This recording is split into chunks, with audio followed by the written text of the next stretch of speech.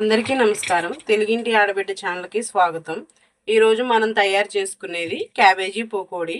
ఇప్పుడు తయారీ విధానం చూద్దాం. ముందుగా క్యాబేజీ ఇలా సన్నగా తరుక్కుని ఉంచుకోవాలి. క్యాబేజీ వేసేసుకుందాం గిన్నెలోకి. ఒక ఉల్లిపాయ ఇలా సన్నగా తరుక్కోవాలి. 4 పచ్చిమిర్చి ఇలా సన్నగా తరుక్కోవాలి. అవి కూడా వేసేసుకుందాం.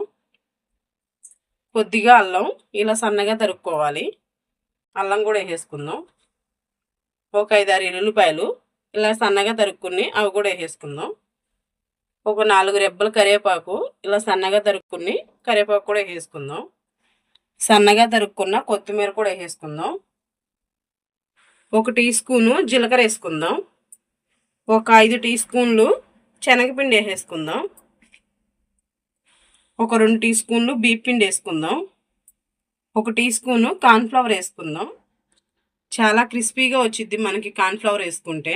చాలా టేస్టీగా కూడా ఉంటుంది. ఇది మొత్తం ఒకసారి కలిపేసుకుందాం. 1 టీ స్పూను కారం వేసుకుందాం లైట్గా.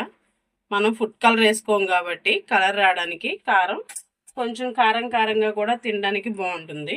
1 టీ స్పూను ఉప్పు వేసుకుందాం. 1 స్పూను ధనియాల పొడి.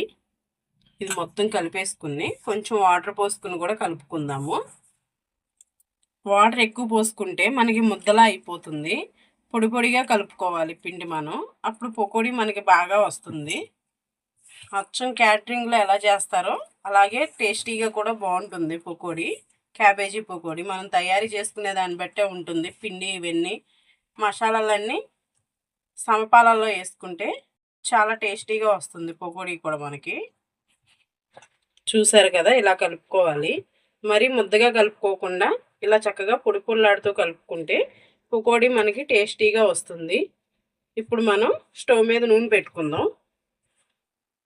పకోడీ వేసుకోవడానికి సరిపడ్డంత ఆయిల్ పోసుకుని హైలో ఉంచుకోవాలి. ఆయిల్ కాగిపోయింది కదా, ఇప్పుడు మనం క్యాబేజీ పకోడీ వేసేసుకుందాం.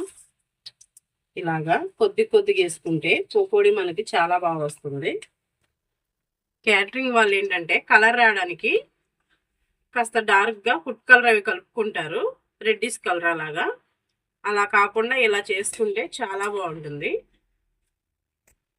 ఇది గోల్డెన్ కలర్ వచ్చేంత వరకు ఫ్రై చేసుకుందాం. చూసారు కదా, పకోడీ ఫ్రై అయిపోయింది. ఇప్పుడు మనం పకోడీ తీసేసుకుందాం. పకోడీ వేసేటప్పుడు లో ఫ్లేమ్లో పెట్టుకుని వేసుకుంటే మొత్తం ఈవెన్గా ఫ్రై అవుతుంది మనకప్పుడు. ఇప్పుడు మనం ఇంకో వాయి వేసుకుందాం. ఇది కూడా గోల్డెన్ కలర్ వచ్చేంత వరకు ఫ్రై చేసుకుందాం. చూసారు కదా, ఫ్రై అయిపోయింది. ఇప్పుడు ఇది కూడా తీసేసుకుందాం మనం.